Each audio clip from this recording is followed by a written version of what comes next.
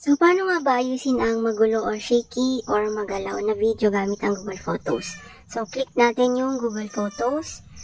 Hanapin natin yung videos na ating i-edit. So, scroll. Ayan. So, select nyo yung video. So, dito sa video na to makikita natin na magalaw siya. Kasi nakasakay ako sa motorsiklo habang nag-video. Wala din akong gamit na gimbal or tripod. So, ayan. Makikita nyo yung video na magalaw. So, click natin yung edit.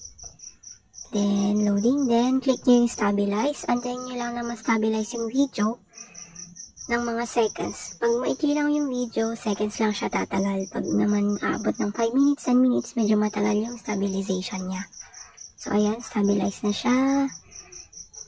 Ayan, click nyo yung play para makita nyo, ayan. Wala na yung magulo or shaky or magalaw na resolution niya or yung view niya. So, ito yung sample, yung finished product natin. So, click natin yung save.